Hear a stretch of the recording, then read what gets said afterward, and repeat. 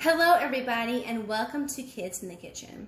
So originally I had planned on teaching the class in person at the library this summer, but with everything that's going on, I have switched it up and now I'll be teaching it virtually from my very own kitchen.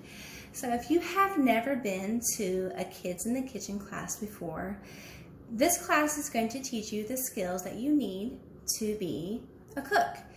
So for every class, we are going to learn a skill. I'm going to show you how to do that skill and why we do that skill.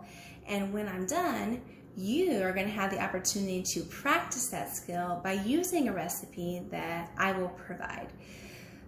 I will provide a link for the recipe or a scan. So if you happen to like the recipe that we use, you have it ready.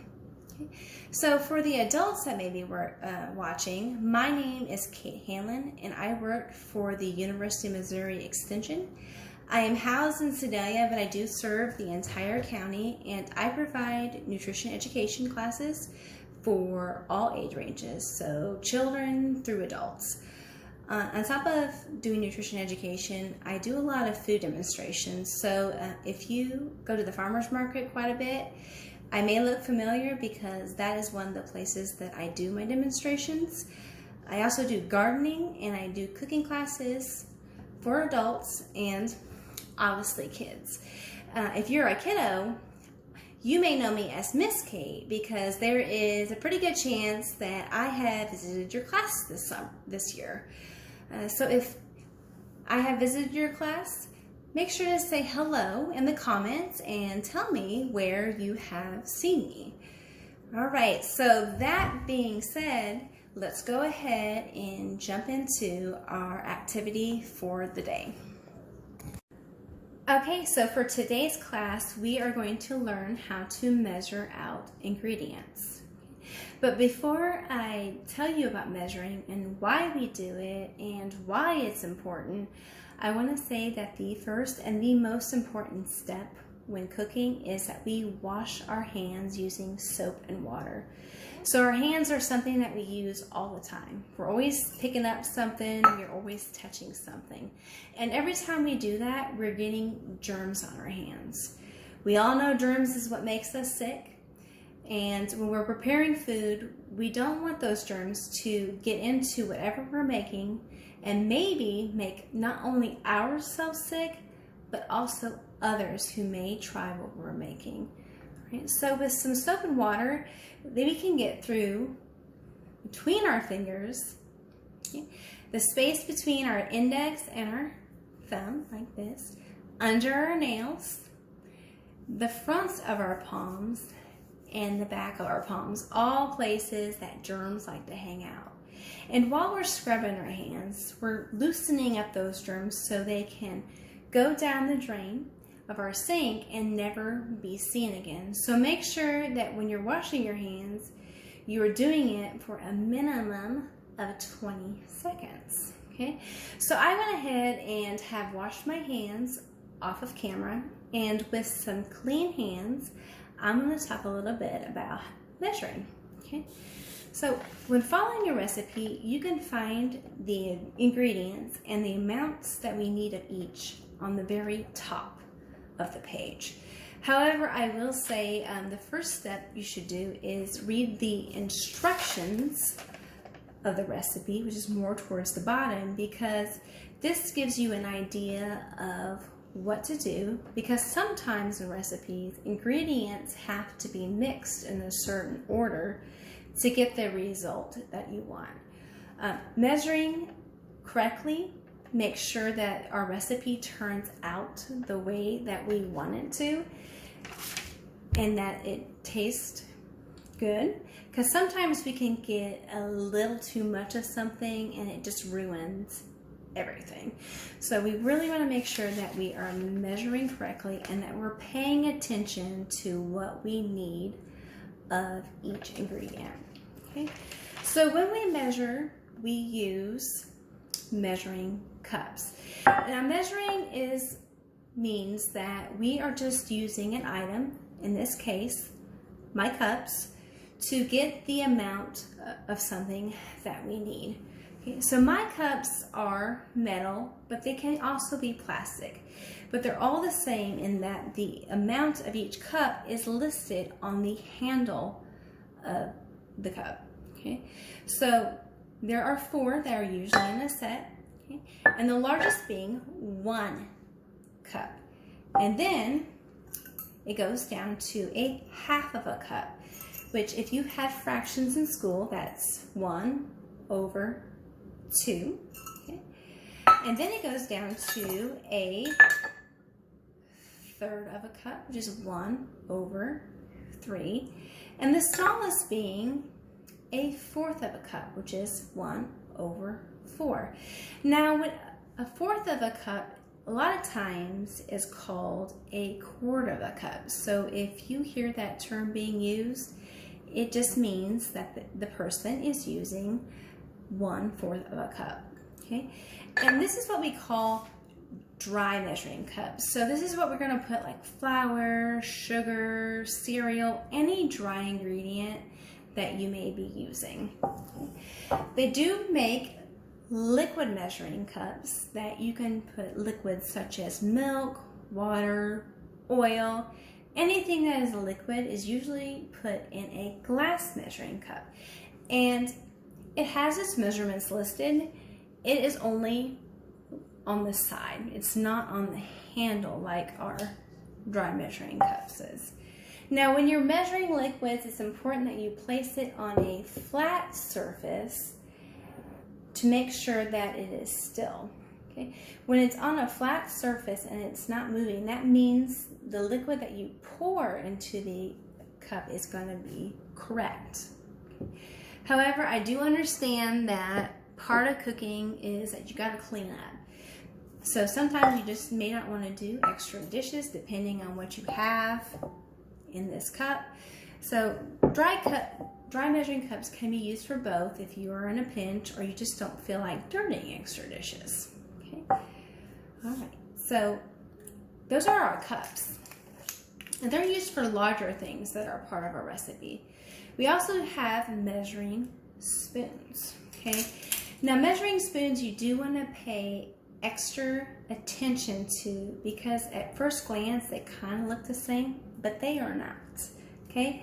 So with measuring spoons, we have a tablespoon, which is TBSP, okay? And then we have teaspoons, which is TSP. Now, kind of looking at them both, we can see which one is larger and which one is smaller. Our tablespoon is much larger than our teaspoon. Because the words kind of look the same, you really want to make sure that when you're measuring with your spoons, that the spoon, the number and name on your handle of your spoon matches to what's listed on the recipe. Okay? So these are spoons and these are our cups. Alright, so that being said, we are now going to practice the skills that I just talked about. Alright, so the recipe we're using today to practice our measuring skills is called cranberry oatmeal balls. And I got this off a website called foodhero.org.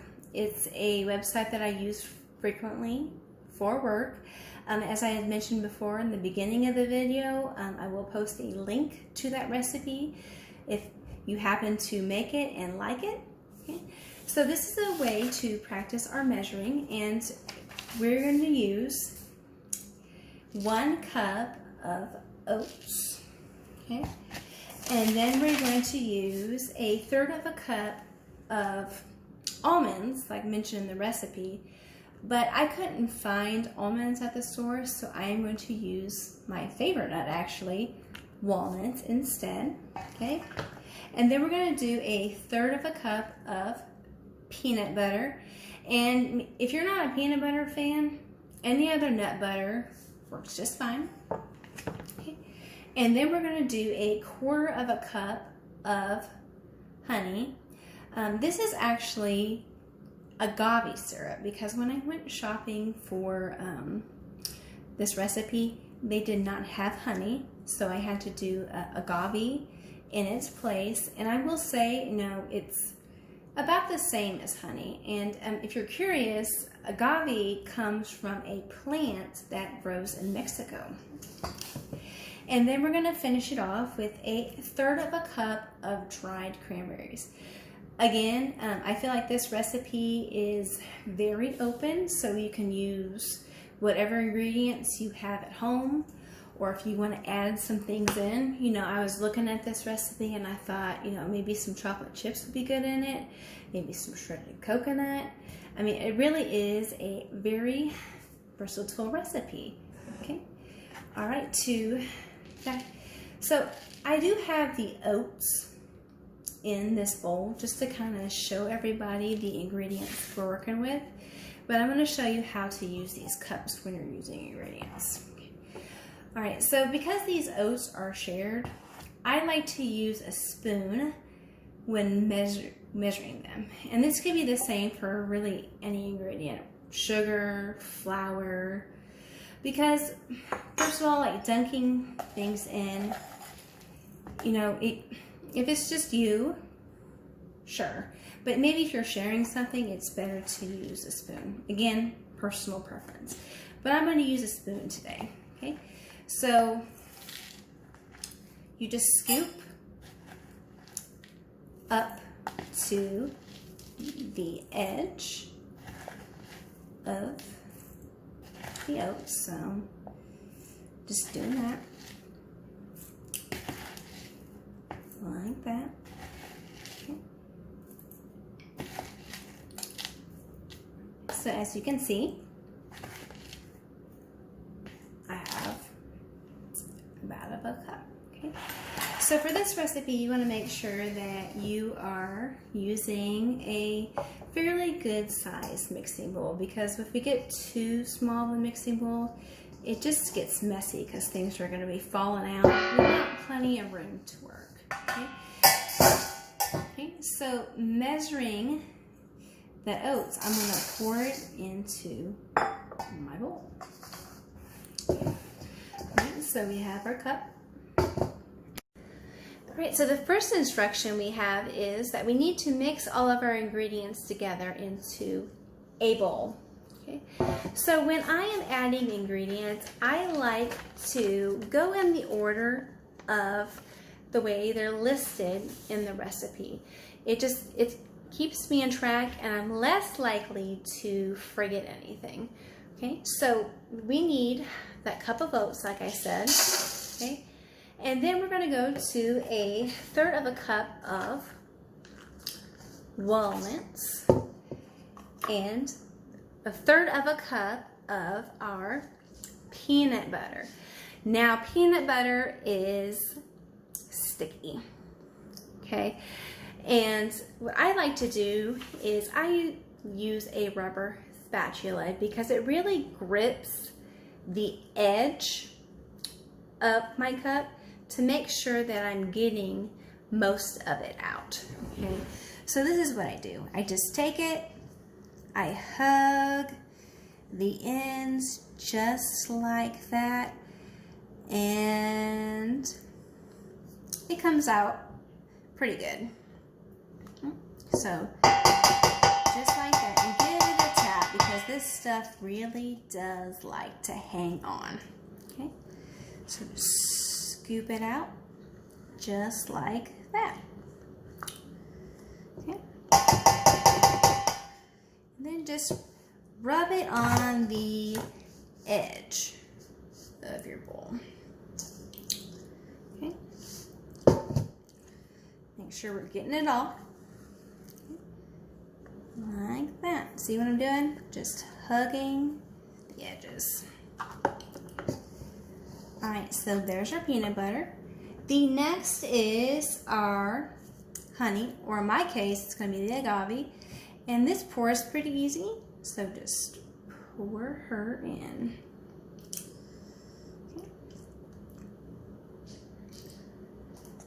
And finally is going to be our a third of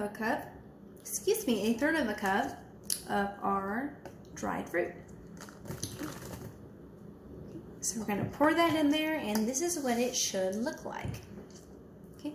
Now we need to mix it all together. So mixing, and I like to practice something called folding. Alrighty, so after you have put that mixture into ball or bar form, our final step is going to be putting it in the refrigerator for at least 30 minutes so that peanut butter can work its magic. Okay guys, so that is the end of our very first virtual Kids in the Kitchen. I would love to know what you guys thought of this recipe, or if there was anything that you did differently. Make sure to tell me in the comments, and I look forward to seeing you guys next time. Have a great day. And what that is, instead of just mixing like this, you're taking your spatula or whatever you're mixing with and just scooping and folding it over. I just find it keeps things a little neater. Okay, so like that. Okay. I do know, as I'm mixing this, I did notice that the peanut butter is having a little hard time mixing while using my spatula. So if you find that you're coming across that problem, go ahead and use your hands, because that heat from your hands is gonna kind of soften up that peanut butter so to where it mixes up a little bit. Okay, so keep mixing until everything is together. Okay. Again, you can use your hands. Okay. And when you get it to where it's mixed to your liking, we have to go on to our second step. So I'm going to go ahead and put my spatula to the side, and I think I'm actually going to use my hands and mix it up just a little bit. This recipe does get a little sticky.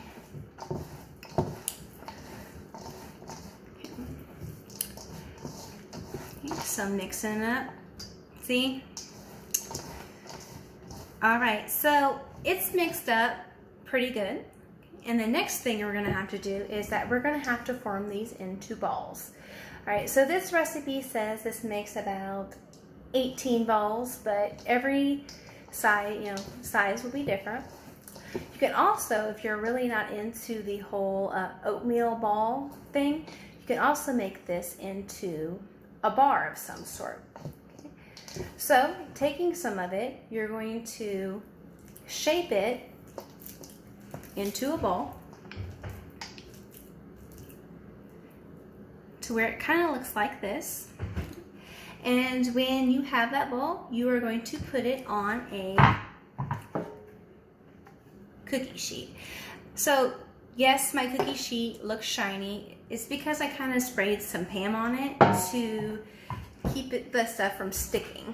Okay, so take that ball and put it on your sheet. Okay? And you're going to keep doing that until you run out of your mixture. Hello everybody, and welcome to Kids in the Kitchen. So originally I had planned on teaching the class in person at the library this summer, but with everything that's going on, I have switched it up, and now I'll be teaching it virtually from my very own kitchen. So if you have never been to a Kids in the Kitchen class before, this class is going to teach you the skills that you need to be a cook. So for every class, we are going to learn a skill. I am going to show you how to do that skill and why we do that skill. And when I'm done, you are going to have the opportunity to practice that skill by using a recipe that I will provide. I will provide a link for the recipe or a scan, so if you happen to like the recipe that we use, you have it ready. So for the adults that may be watching, my name is Kate Hanlon, and I work for the University of Missouri Extension. I am housed in Sedalia, but I do serve the entire county, and I provide nutrition education classes for all age ranges, so children through adults. On top of doing nutrition education, I do a lot of food demonstrations. So if you go to the farmer's market quite a bit, I may look familiar because that is one of the places that I do my demonstrations. I also do gardening, and I do cooking classes for adults and obviously kids.